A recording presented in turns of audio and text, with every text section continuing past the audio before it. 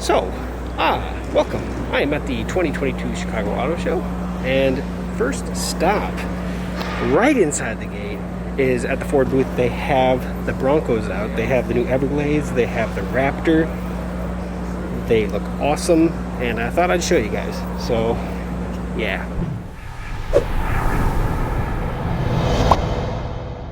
So first up here, this is the new Everglades Edition. I guess they broadcasted, they had a press release yesterday of it. I was not here for that, but that's it. I wanted to take a peek, and they said the doors are open so I could take a peek inside. But this one has the winch that comes here on the front. I am just a huge fan of the new Bronco look. It brings that old aesthetic.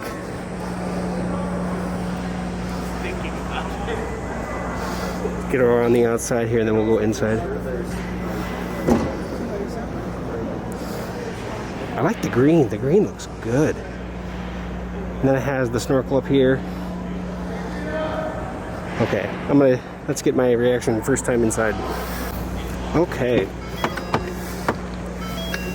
It's crazy not having the mirror attached to the door, kind of like a Jeep, right?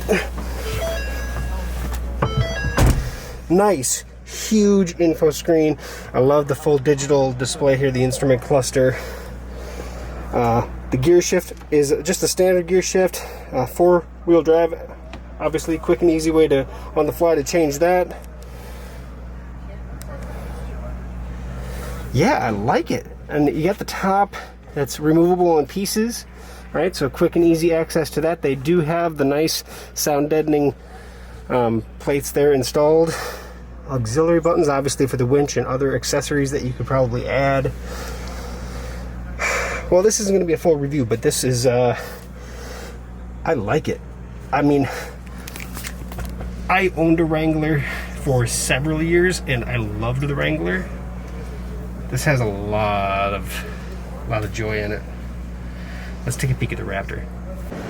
So this one they have kind of propped up here so we can't get in it, but my favorite color, by all means. This is awesome. And the wider body that the Raptor entails, I think he said it's like 10 inches wider than the standard.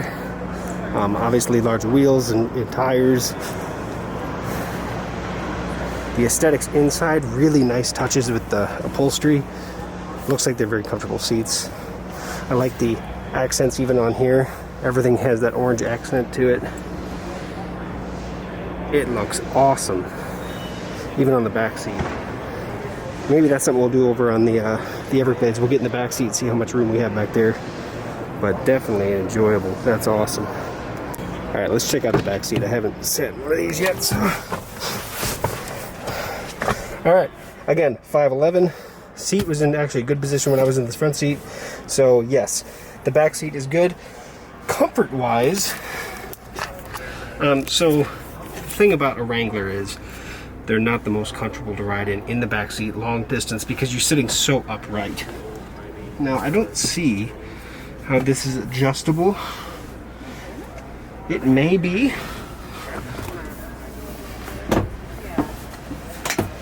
No, I don't see how it's adjustable. But it's not a bad ride height. I would love to see them add the capability of leaning back. Maybe there is, I just don't know it, but good amount of room. Thank you. Hello. How are we doing? Good, how about you? Not too bad. Alright. Let's roll. I like it. Have you been in a new Bronco yet? I have not. I owned a Wrangler for several years. Okay. And I've been looking forward to this vehicle, so. Good. So I'm going to show you our split screen option. Awesome. Driver and passenger front tires. And then I'm going to lock up our front and rear lockers. This is a 22-degree side angle. You can just tell how much traction we have here. Sure.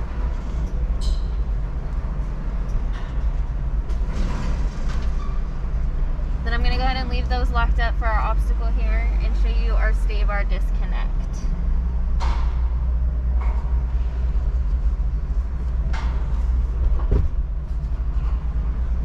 So go right here. I'm going to hit this button here on the dash. Okay. And you feel a to drop the axle and gives us some extra articulation and stabilizes the vehicle. That's pretty awesome. Then I can go ahead and just turn all that off on the fly, or you have the option of leaving it disconnected and it'll reconnect on its own at 20 miles an hour. We'll do our trail turn assist here. I'm going to crank the steering wheel all the way to the left, and that time it didn't engage, so we'll pop it in reverse, back up just a little bit, back to drive, and you can kind of hear it locked in. Yeah. So it's locking up our driver rear tire and pivoting us in a super tight turning radius. Oh, that's cool. You can see we're still in the sandbox. Yep. So it just gives you that option to turn really tight. So it basically locks the tire? Mm-hmm. Yeah, oh, that's so it's cool. engaging the brakes on the rotor itself, just on one tire. Sure. Yep. I'm gonna lock up again, front and rear. We'll head to a different camera view.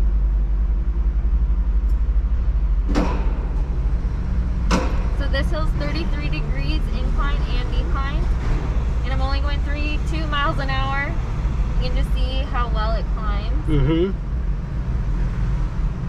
Then we'll stop right here, and I'm gonna put it in manual, first gear.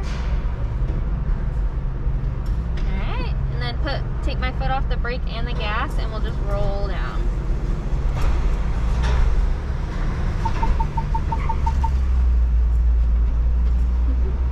Pretty awesome. Yeah, do you have any questions? I don't. I like it. What color would you get? You know, I don't know. They have I a love lot the of new options. orange. Oh, the cyber orange? Love that. Yeah, it's really Absolutely cool. love that. Thank you so much. You're welcome.